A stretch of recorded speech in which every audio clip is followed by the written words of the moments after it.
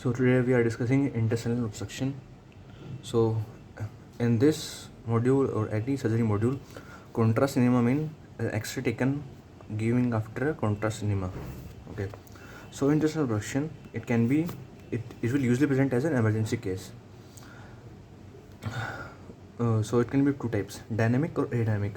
So in a dynamic obstruction, that means that the bowel is dynamic, that the bowel is having peristalsis, but there is a obstruction that is occluding the flow. So dynamic, there is physical obstruction to the flow of the feces. And adynamic, there is no obstruction, but the bowel itself is not moving, that is adynamic. So no physical obstruction, but the bowel is not contracting, that is peristalsis is not occurring. Okay. Then proximal bowel contracts vigorously to overcome this obstruction, because the proximal bowel is trying to clear off the pathway. There is no contraction here. So here from initial, the abdomen will be silent. So even in acute cases, there will be silent abdomen, no bowel sounds present.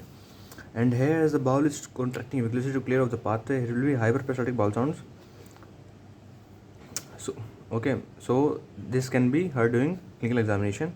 But if it persists for a long time, like more than day, 2 days, so then there will be perforation or strangulation due to that much accumulation, due to that much obstruction, and still vigorously contraction by bowel, there will be perforation or either strangulation, which will lead to silent abdomen. And here it will be late sign, and here it will be a bad sign, because that means if there is a dynamic obstruction and then it went to silent abdomen, that means there is perforation or strangulation. Okay, so now we can compare these two to an example.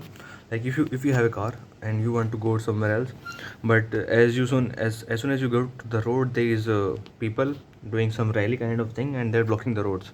So they are the dynamic obstruction, they are the obstruction. Okay, and then you will obviously start honking on them so that they can clear of the pathway for you. That is the bowel trying to clear of the pathway.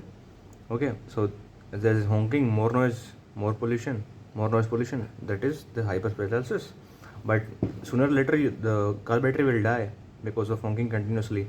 That is also same here, which leads to silent abdomen. But in adynamic obstruction, like you went on the road was clear, but your car battery died due to some malfunction.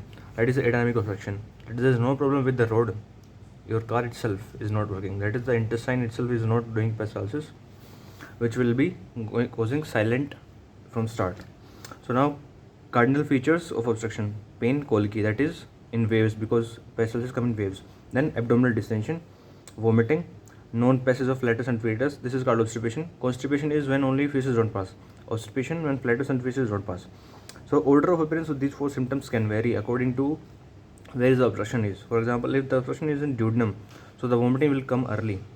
If the obstruction is in colon, then there will be abdominal distension first. Okay. Then comes to investigation. So initial investigation, as this will present as an emergency case, so initial investigation will be X-ray abdomen, erect and supine. Okay. So what we will see? So in X-ray abdomen, we can measure the diameters. So 3 cm for small bowel, 6 cm for large bowel, 9 cm for cecum. These are the dangerous diameters. That means after this, there is a huge risk. If the diameter is this or more than this, there is a huge risk of perforation. So we have to manage as early as we can. So in X-ray erect and supine, in that X-ray we will see multiple air fluid levels. Okay, so if there is more than 3 air fluids levels, then it is called as obstruction.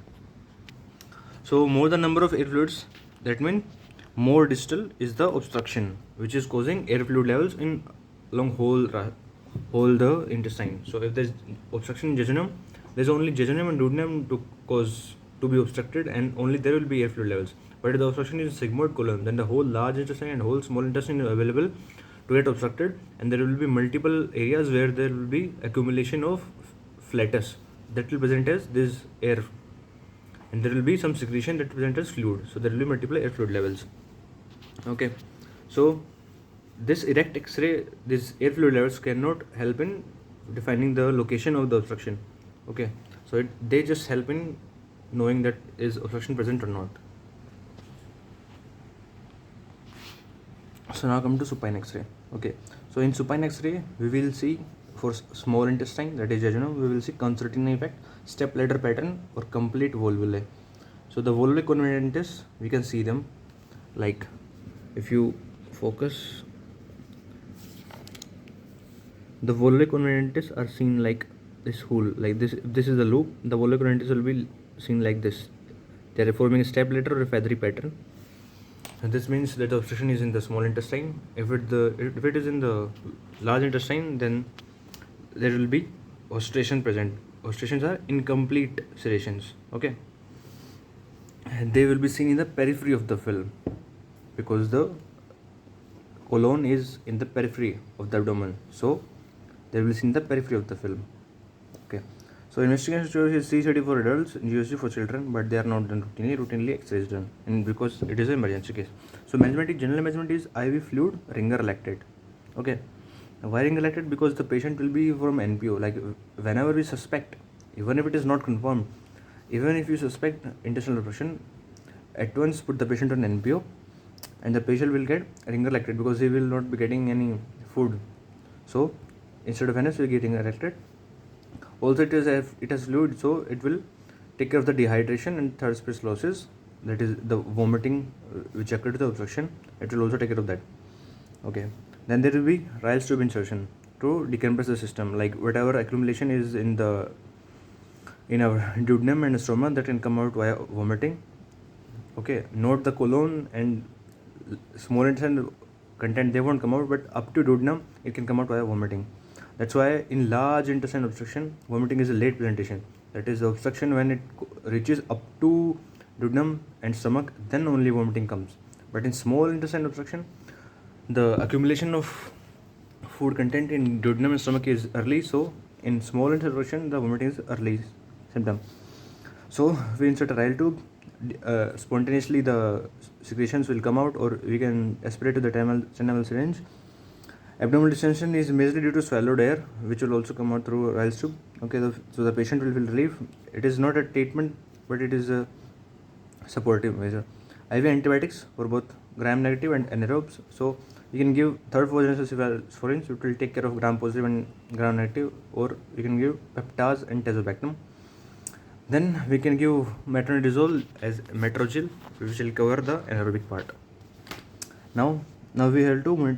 So this is the measurement that we give in the emergency. So how is RT inserted? So length is earlobe to tip of the nose to the sternum, that is almost equal to 165 centimeters for adult. Position is patient is sitting with the neck slightly flexed, and put some ligno on the dorsal aspect of your hand, like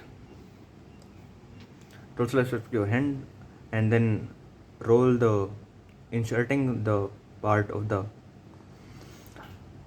Ryle's tube in it, about 5 to 10 centimeter of it with Loke jelly. Then put the ligno tube over the nose and push the ligno inside the nose, so that all the sensation go out, and patient is supportive to insertion and doesn't feel pain. Okay, then ask patient to slightly flex his neck. Patient must be in sitting position, then start inserting, and just keep going. Okay, and when you hit the posterior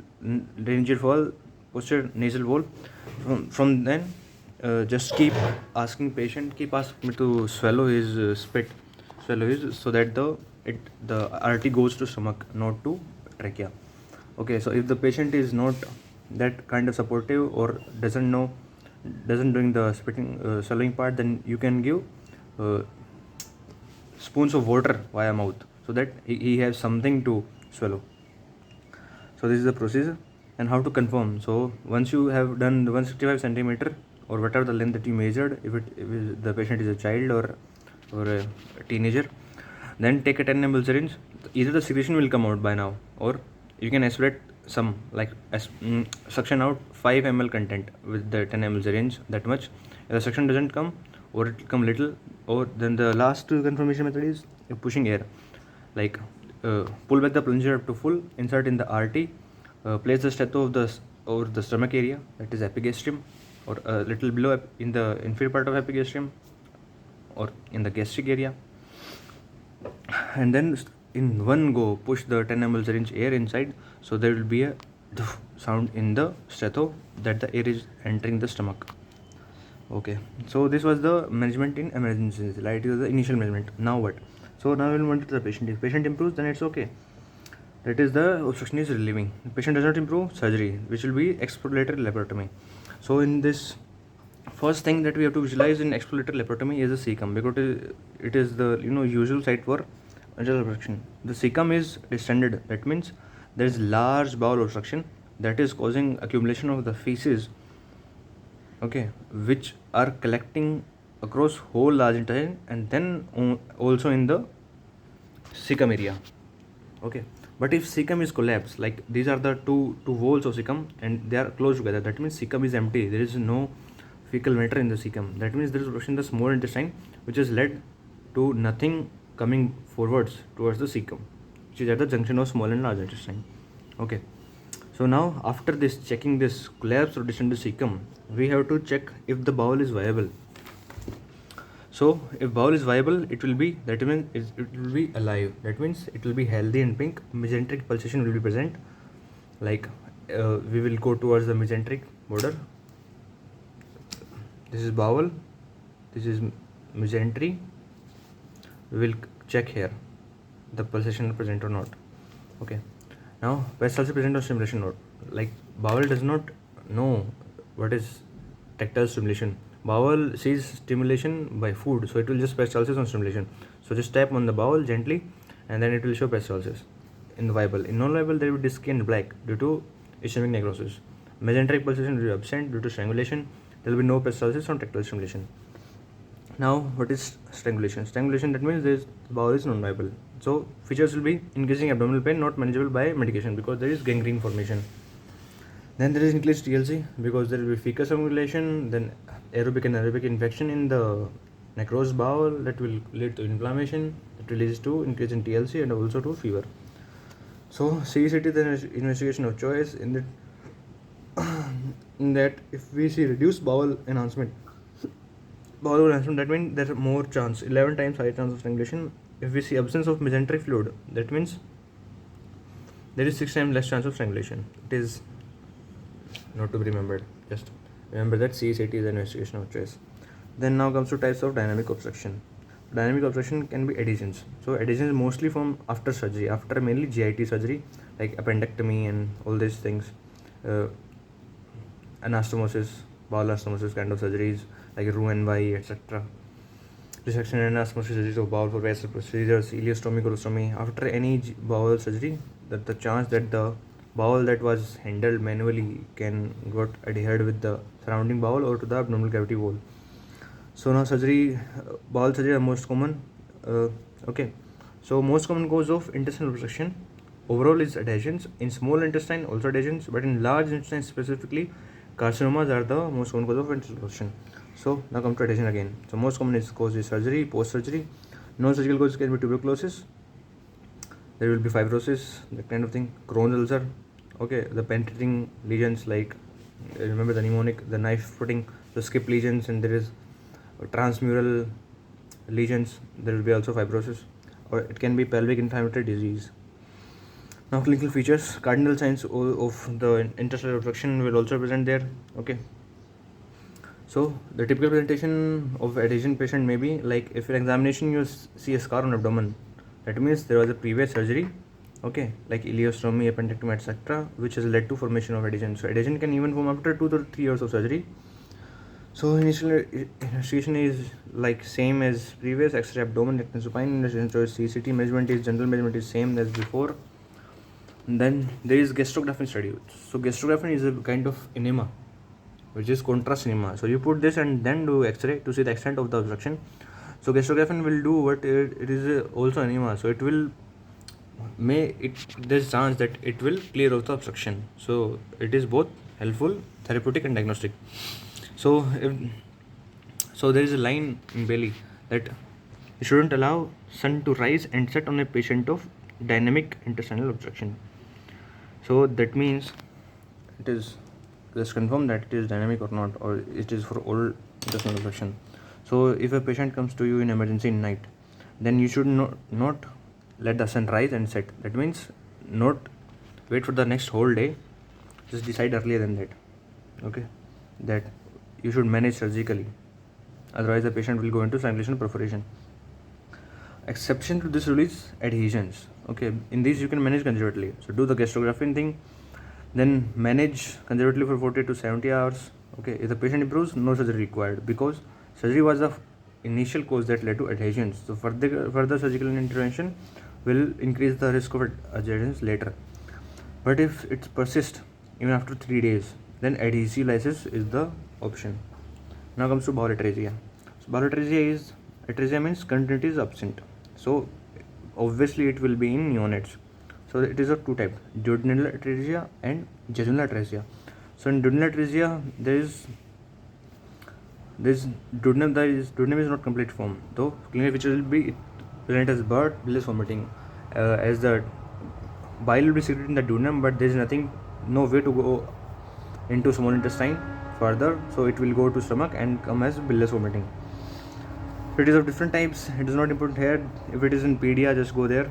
Here, just see intro, then investigation on X-ray. As a baby, so we cannot do erect. It was basically a supine AP X-ray. Okay, and in adults it was PA. So here it will be AP, as the baby is neonate, so he cannot stand. So he will be just lying on the X-ray table. So it will be AP, supine AP X-ray. There will be double bubble sign, like there will be gas in the duodenum, which cannot go in the further small intestine and pass as flatus. There will be gas in stomach as usual. There will be gas in duodenum also, which would have normally gone out as flatus, but as here the duodenum is incomplete, so it cannot go out. So double bubble sign. Now come to, so there is a thing that double bubble sign is also present in annular pancreas. It is a benign growth of pancreas, that the head of the pancreas grows annularly, that is like a ring around the duodenum. So it will just compress the duodenum. So the same thing will happen, that the continuity of the duodenum is lost because of the compression from the head of annular growth of the pancreas.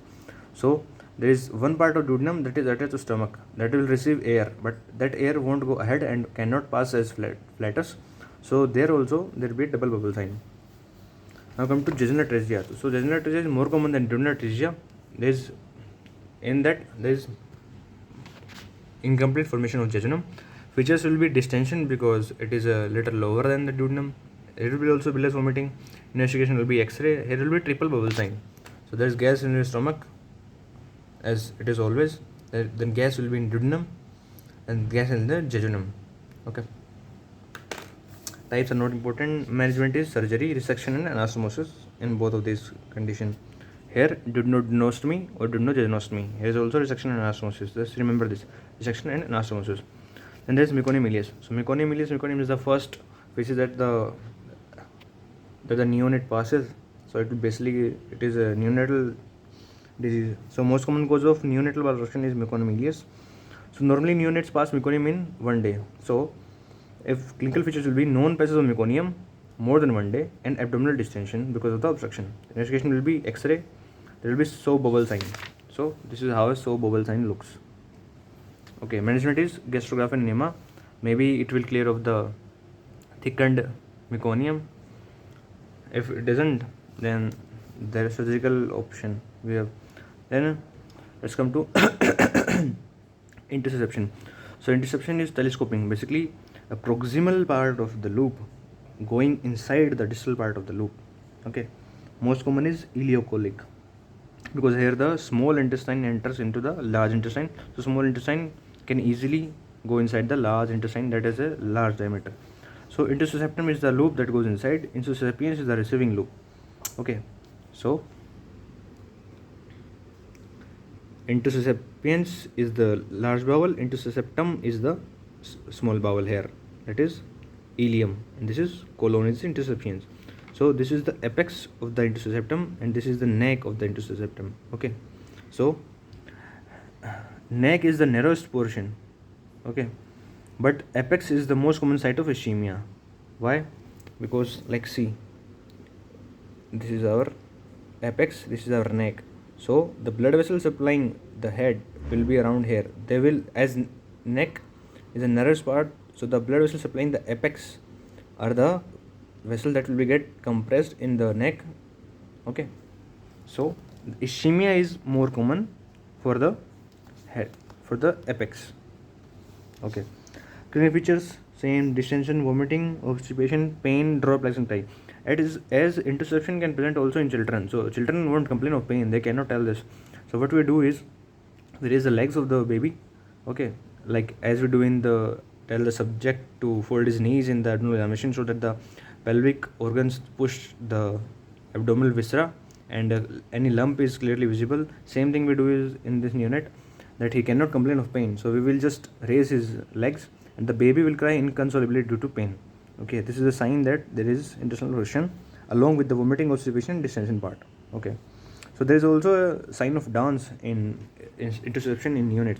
What is it is that the as ileocolic is the most common interception, so we will assume that as the ileum and colon join in the right iliac fossa, so we will assume that the interception will be there. But when we do the examination part, we will feel that that area is empty, like there is nothing, you cannot palpate anything.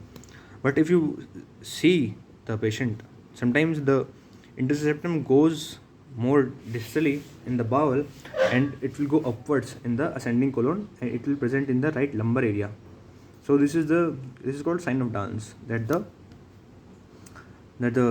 ileocolic interception which is supposed to be in the right iliac area has gone up and present in the right lumbar area. Okay, it is present in the neonates interceptum.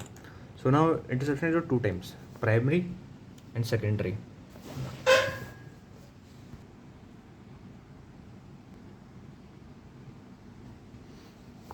So primary is hypertrophy of pair patches, which is occur in children of 6 months to 2 years when the lymph organs are developing in the peripheral tissues. So there is hypertrophy pair patches that can lead to, like, as the patches grow, they drag the loop themselves and there is interception.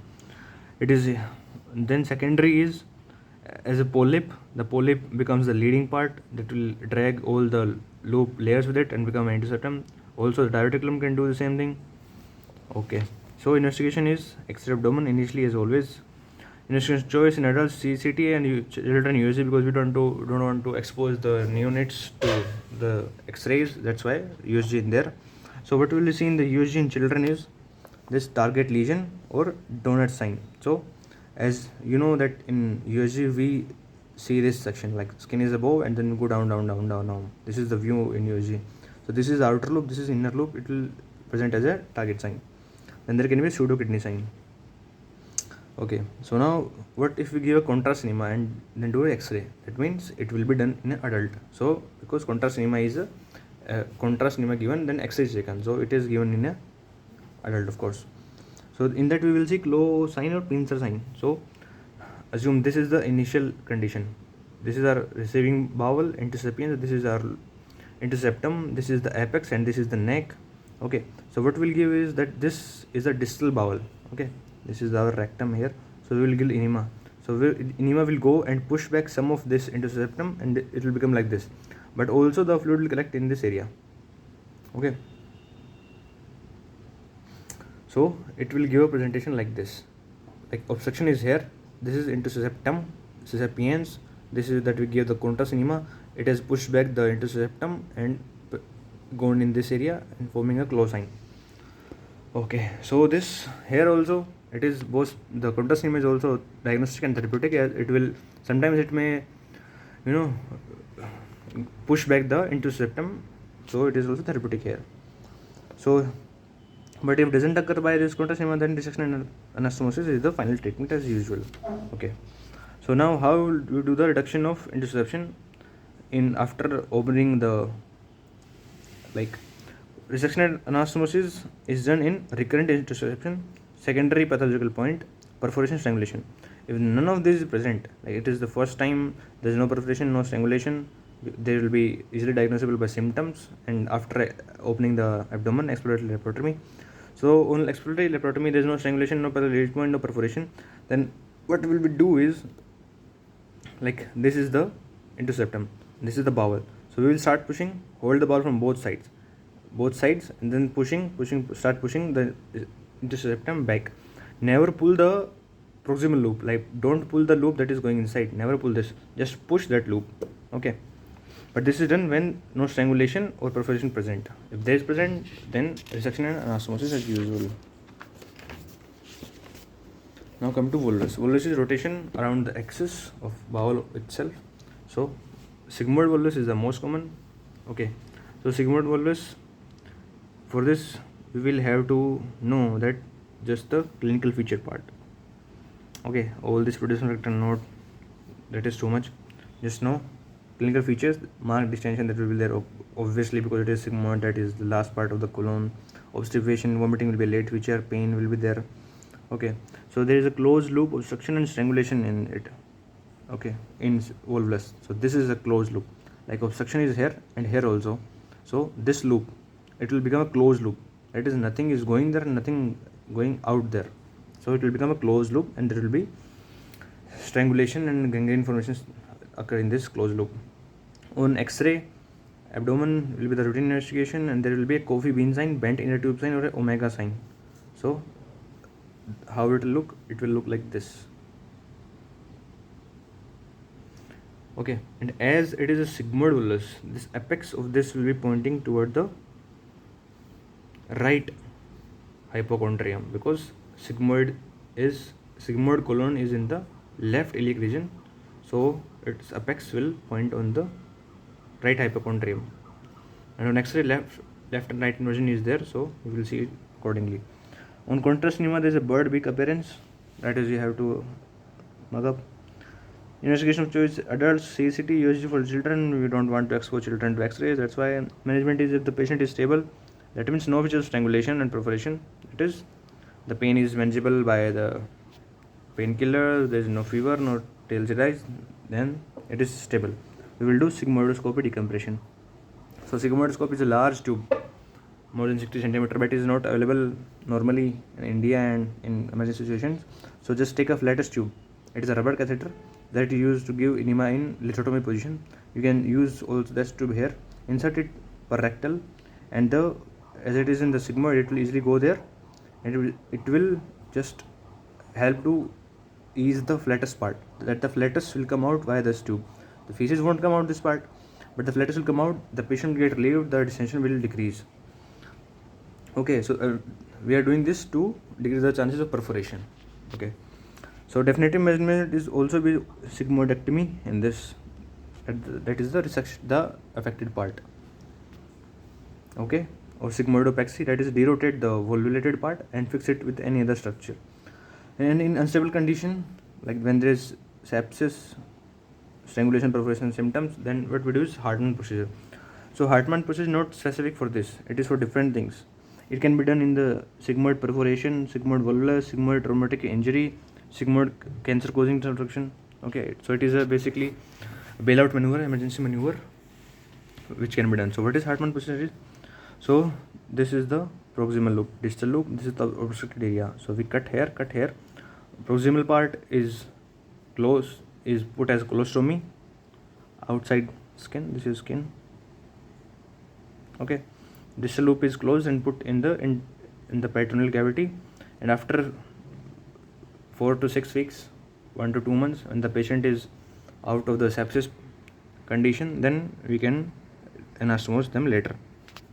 Okay, now come to cecal volvulus. Compound volvulus is shit. Cecal volvulus, we just have to know the clinical features, same as before. At the above, investigation also expressed in above, but the finding is different. In sigmoid volvulus, the apex are going to right quadrant. Here the cecum is on the right lower quadrant itself, so the apex will point towards the left quadrant or left hypochondrium. Okay. Investigation choice, same CECT. Management, same as before. No features of strangulation perforation. Okay. No features of strangulation perforation. Here will be no colonoscopy because it is cecum. So the flattest tube or the sigmoidoscope cannot cross whole of the large intestine, whole of the colon, and relieve gas from there. That's why no role of those there. So the surgery is the only treatment, that is cecopexy and right hemicolectomy. There was sigmoidectomy, here is right hemicolectomy. Perforation, strangulation occurred, then definitely right hemicolectomy. Okay, now come to intestinal structure. So intestinal structure, structure is just band of tightened band around the loop its stricture. So it can be due to TB and Crohn's disease. Okay, so in TB and Crohn's, so clinical features will be obstruction or multiple subacute episodes of obstruction. Okay, so investigation of choice is CCT. Management is, so if the patient is having TB, so it will be in there will be foci of infection. So all the typhoid TB ulcers, all the TB ulcers will be there, and they will be causing fibrosis. They will be healing by fibrosis and causing stricture formation. So all of them will be together. So we can just cut this infected part and be done with the strictures and the TB ulcers that will go into fibrosis and form strictures. But if the patient is having Crohn's, so as you remember that Crohn's is, remember the mnemonic like uh, puncturing anybody with a knife. So there will be skip lesions. So the lesions will be transmitted and they will heal by fibrosis and cause stricture, and there will be skip lesions. So there will be all around, anywhere around the bowel. So we cannot do this in that we can dissect the bowel and do anastomosis. We cannot cut that much bowel, otherwise it will lead to short bowel syndrome or and malabsorption. So what we have to do is rotate the bowel like that the two strictures are close to each other, then resect the stricture part and then combine both bowels. Okay, so then there's another thing between typhoid ulcer and TB ulcer. Okay, typhoid ulcer has no relation to the stricture, it is just as the TB ulcer we're studying. So the muscles of the intestine are in this form, like if this is the loop, the muscles are like this, like circular bands. So when they contract, the diameter of the loop will become less, not the size of the loop. Okay, so they can manage any ulcer or perforation, any ulcer in this direction, in transverse direction. Okay, so they will just contract, the diameter will decrease, and this ulcer that may have led to perforation, the gap formed by it will decrease. Okay, so in TB ulcers, it is a transverse ulcer, it will be healed by fibrosis and form stricture. But in typhoid ulcers, the ulcers are longitudinal. So even the bowel contracting to inflammatory response won't help in decreasing the defect formed by this ulcer. So it is more chance that the typhoid ulcer will perforate instead of healing and forming strictures. Now come to macrodiverticulum. So macrodiverticulum is a true diverticulum, that is all layers are present in this. It is a remnant of vitellointestinal duct. So macrodiverticulum is a true diverticulum because all the layers are present in here: mucosa, muscularis and serosa. It is a remnant of vitellointestinal duct. Okay, and this occurs on the antimesenteric border. Okay, so there is a rule of 2 to occur in 2% population, 2 inches long, 2 feet proximal from ileocecal junction, and 20% have ectopic mucosa, and most common ectopic mucosa is gastric mucosa. Okay, so ectopic mucosa, that means it shouldn't have been there. So, and this has a independent blood supply. That means, so if we cut off this diverticulum, then there will be no ill effect on the bowel. It has its own different supply than the main bowel it is arising from. So this is the mesenteric border, this is the antimesenteric border, this is that diverticulum, this is the parent loop. Okay, presentation will be, it can present as asymptomatic or instant detected, like you were doing appendectomy or exploratory laboratory, you were doing a wash in peritonitis condition and you suddenly saw this diverticulum growing on any parent loop. So if it is found like that, then if it is wide mouth and wide base, leave it, because there will be less chance of obstruction in it. Like if it is wide mouth, this is base, wide mouth, wide base, and there is less chances of obstruction in it. Okay, because even if the fecal matter goes inside, okay, or even if this loop goes inside the intestinal septum occurs in this area, it can be cleared easily because of this width of this area. So just leave it. But if incidentally it is found that it is of narrow mouth and narrow base, okay, not like this, more like this, okay, and there are more chances of obstruction by feces or by intestinal septum. So you have to do diverticulectomy because it has an own blood supply, so it won't cause any harm to other parts of bowel. If there is macrodiverticulitis, okay, as it is present, it is 2 inches away, 2 feet proximal from ileocecal. Okay, so if it is present in the right iliac region, it will just mimic appendix. Appendix is also a blind sac. This is also a blind sac. Appendix also get inflamed when there is the feces stuck in it. Same thing occurs here. So it can mimic appendicitis, acute appendicitis. There also, so be careful while examination in acute appendicitis. You have to also think of that there can be diverticulum also.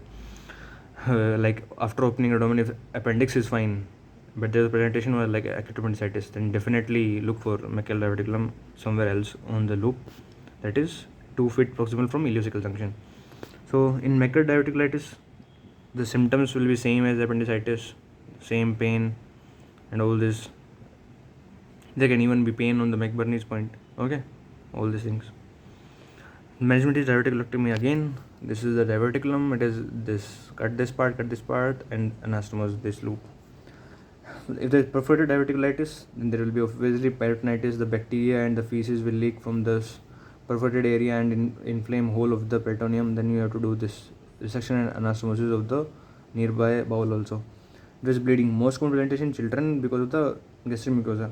So like gastric mucosa is not used to trypsin, chymotrypsin, lipase and all these enzymes. So when these enzymes, and this mechal diverticulum is part of intestine.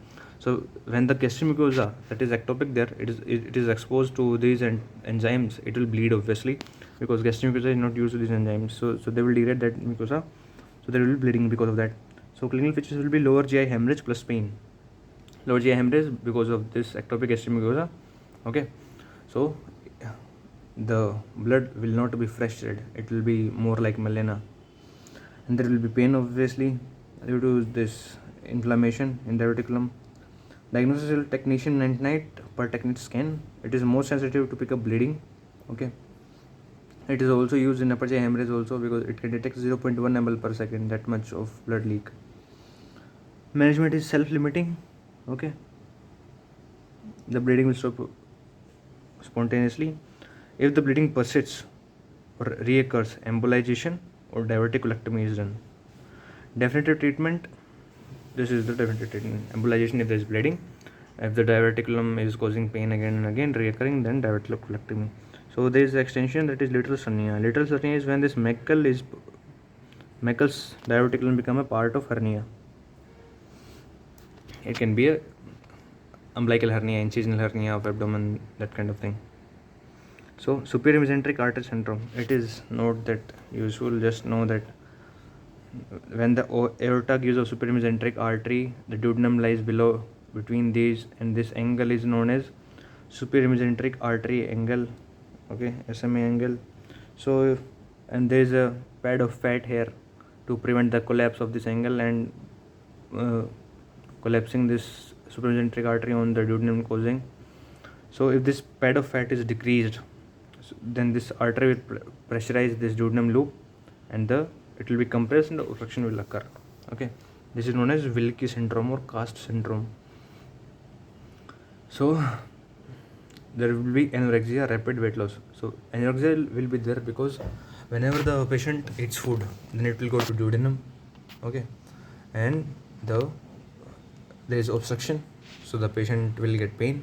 So patient won't eat again because patient will relate this pain to eating food.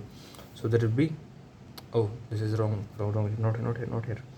So why this pad of fat is decreased? Because of anorexia, rapid weight loss due to any chronic disease, TB like this. Okay, this will lead to decreased fat content overall. It will also decrease here, the pad of fat decreases here, and the obstruction will occur.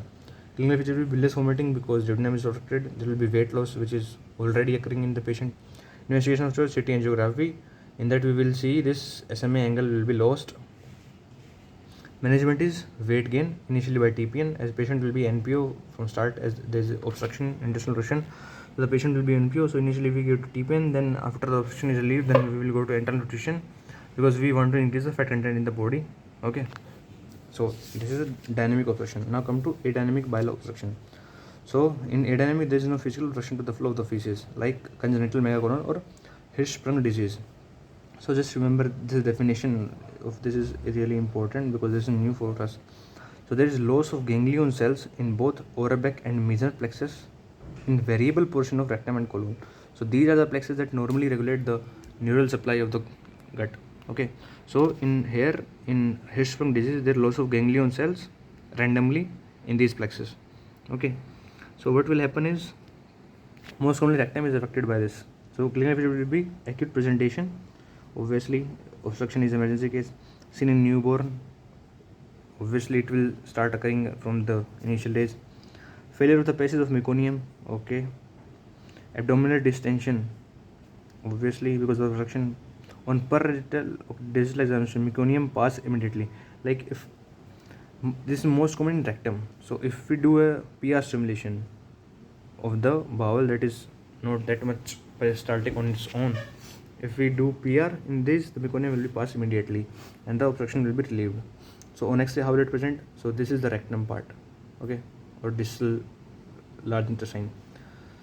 So these are the dilated bowel because of the obstruction. It is the transitional zone, that is in between the obstructed part and the part that is affected with disease. Here is Hirschsprung disease. Like this bowel is not getting any supply, so it's not peristaltic and there's nothing going out after here. Okay, this is the constricted bowel. So late presentation will be like if the parents are negligent, they don't care that much, there will be failure to thrive and obviously chronic constipation. So diagnosis will be full thickness rectal biopsy, because we have to look for the absence of ganglion cells in that part of intestine, but it is not most commonly done. Most commonly done is this X-ray will have to be done. Okay, contrast enema is given. Okay, it will tell us a rough extent of the disease. So surgery is like there is a single stage surgery and two stage surgery. Okay, in first stage, like it is acute case, do colostomy. If massive bowel distension is present, do colostomy. And if massive distension was present in emergency condition when the patient came to emergency, then colostomy is done, obstruction is relieved. Okay, when the gut becomes a little healthy, obstruction is relieved. Then when the bowel turns normal size, then the definitive procedure done, which is definitive procedure which can be done if the from start if the distension not that much. Here we can do is we resect the abnormal portion, or we can bypass the normal portion via intestinal anastomosis. Then there is mesenteric ischemia. It is of arterial type, it is more common, or venous type. So venous type is due to mesenteric venous thrombosis. Okay, you remember this is our loop, this is the mesentery. Here the mesenteric artery comes, supplies whole of the bowel, and mesenteric vein exits. Okay, so mesenteric venous thrombosis is the cause which is secondary to Virchow's triad, that is stasis, hypercoagulable state, and endothelial injury.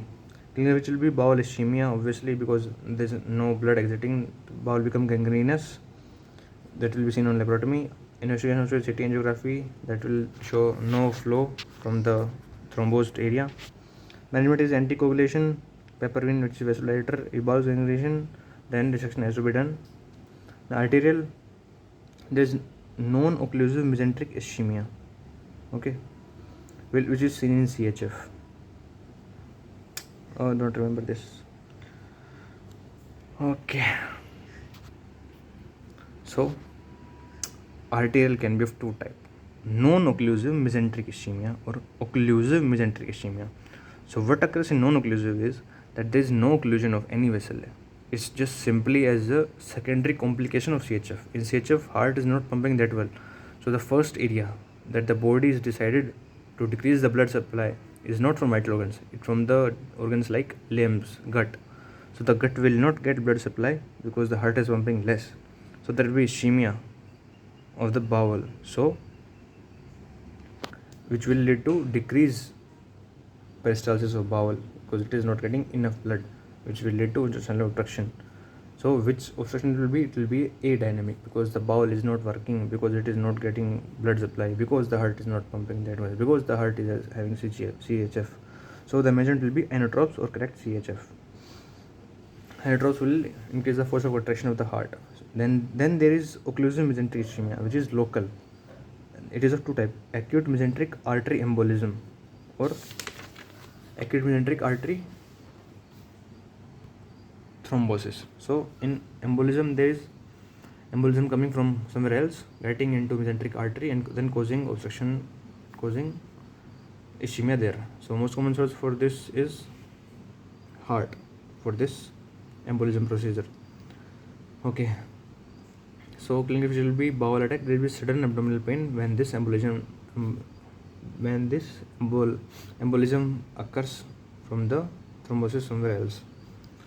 When this emboli gets stuck in the mesenteric, it comes via superior mesenteric artery, then come to the mesenteric vessels and get stuck there and cause thrombosis in locally, and that will cause sudden abdominal pain because all the embolism is a sudden phenomena.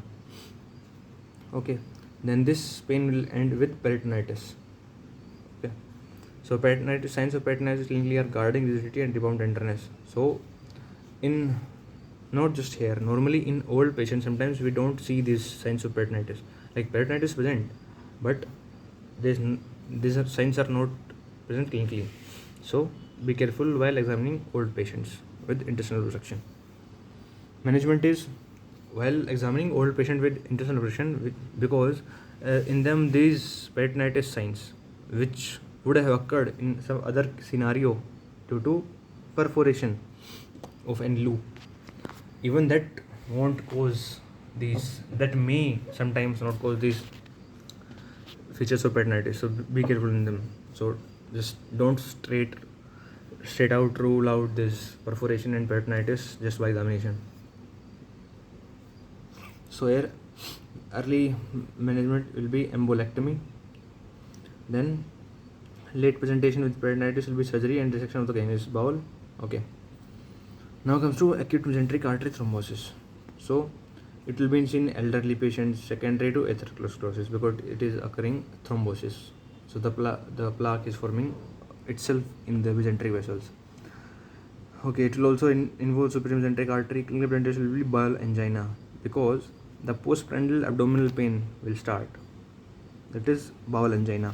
So why bowel angina is occurring? So this is mesenteric vessel. This is our thrombus. Normally this much is the blood supply, but due to the thrombus the blood supply is decreased. So normally the bowel can handle this, but when the food is coming, when the bowel has to work, the blood supply is less and the contraction required by peristalsis movement is more. So only postprandial this pain will occur, because this mesenteric ischemia is occurring only postprandial, because this lack of blood supply is occurring only that time. So the bowel won't be contracting that much. There will be intestinal obstruction because of that. Investigation of choice: CT angiography. You can see this thrombosis and decreased blood flow to the bowel. Management is bypass grafting. Then on X-ray there will be thumb printing sign seen here, which is suggestive of bowel ischemia. So this is how a thumb printing sign will present. Now come to paretic ileus.